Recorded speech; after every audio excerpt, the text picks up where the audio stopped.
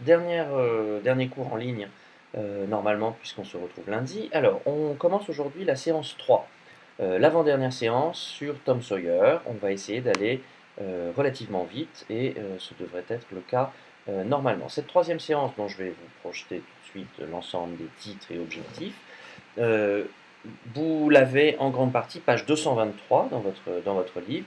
Elle va concerner les péripéties du récit et surtout l'évolution du héros, puisqu'on constate que Tom Sawyer change progressivement.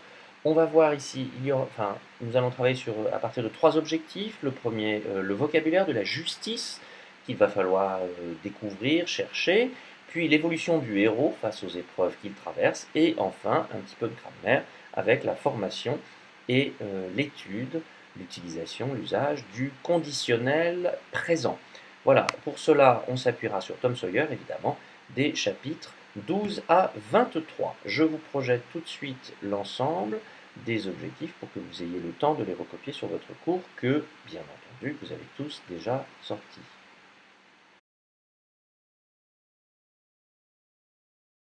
Passons maintenant à la quête de l'aventure qui concerne le premier point de cette séance. Alors, pour la quête de l'aventure, je vous rappelle d'abord l'étymologie du mot quête. Quête vient du latin quaerere, qui veut dire chercher, en fait, et ça a donné le mot quest, Queste en ancien français, et le mot quest en ancien français renvoie à l'action de chercher ou de demander. Voilà. Il se retrouve, en fait, il a disparu un petit peu le mot quête, mais on l'a gardé. On l'a gardé dans le mot quête, la quête à l'église par exemple, mais il est resté avec le S. Et vous constatez d'ailleurs, vous allez voir, ça sera écrit, mais que dans le mot quête, en ancien français c'est Queste, le S a disparu, il a été remplacé par un accent circonflexe, comme très souvent. Souvenez-vous, hospital, hôpital avec l'accent circonflexe, forest, forêt avec l'accent circonflexe. Bien, quête est resté, le S a disparu, il a été remplacé par un E accent circonflexe. Le S est resté dans un autre mot que vous connaissez tous, une question, ou bien une requête, là c'est l'accent circonflexe, c'est une demande. Requérir, qui signifie demander dans le vocabulaire judiciaire, un réquisitoire, lorsque vous êtes avocat et que vous attaquez, au sens figuré évidemment, la personne qui est soupçonnée ou accusée. Bref, le mot se retrouve, le mot quête est rare, mais on retrouve sa racine, quaerere, la recherche, dans plusieurs mots qui demeurent, eux, en français moderne. Alors, le petit a concerne la fugue et la liberté, et s'appuie ici sur deux points, deux questions que vous avez déjà travaillées, à savoir les questions 1 et 2, page 223. Alors vous pouvez reprendre votre cahier de brouillon, donc éventuellement marquer une pause, là, le temps que tout le monde sorte son cahier de brouillon à la bonne page, et retrouve la question qu'il a traitée ou pas traitée d'ailleurs, on ne sait jamais, pour aujourd'hui. Alors, il y a deux raisons principales à la fugue des amis. Dès le début en fait de ce groupe de chapitres, le narrateur explique longuement que ce groupe d'amis, les uns après les autres, se sentent tristes car maltraités, mal aimés, injustement frappés, battus, brimés.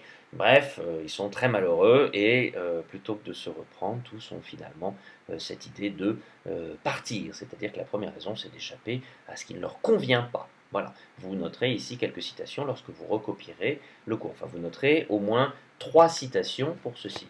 Mais c'est pas seulement ça en fait, c'est pas la seule raison. Vous avez une seconde raison qui est un peu le rêve d'une forme de liberté, un peu comme le mode de vie de Huckleberry fascinait Tom. Souvenez-vous, dans la séance précédente, on a vu que Huck, c'est quelqu'un qui fait ce qu'il veut, quand il veut, comme il veut, où il veut. C'est un peu ça qui dérange tous les adultes, mais qui fascine aussi tous les enfants, cette espèce d'adolescent qui vit un peu comme il le veut.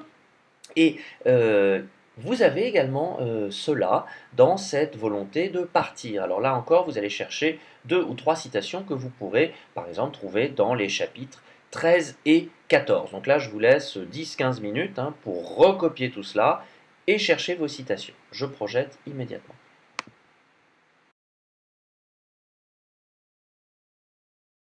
Donc, qui va tourner autour cette fois des activités de nos pirates en herbe. Alors, vous allez donc mettre petit p, des activités famille, et dans la liste, pardon, dans la liste L'activité qui vous est proposée, page 223, faire naviguer un radeau, repousser des assaillants,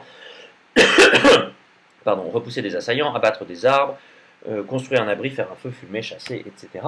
Vous allez sélectionner les activités qui correspondent, ce que vous avez déjà fait. Vous n'avez absolument pas besoin de moi pour sélectionner, voir qu'il y a peu d'assaillants, mais qu'en revanche, il faut évidemment, enfin, les trois s'amusent à fumer. Donc vous allez chercher systématiquement celles qui correspondent en donnant à chaque fois une citation. Une citation, ça ne veut pas simplement dire un numéro de page ou un bout de mot. Vous mettez par exemple, je ne sais pas, faire naviguer un radeau, deux points, ouvrez les guillemets, la citation, fermez les guillemets, entre parenthèses, la page. Voilà, d'où elle est extraite.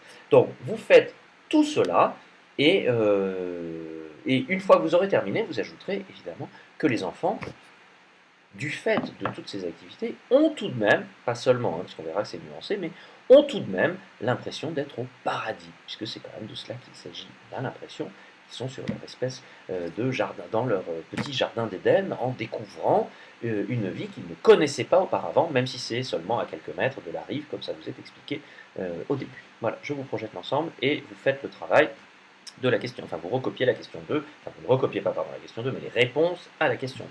Vous pouvez en discuter entre vous, ce que vous n'allez évidemment pas manquer de faire.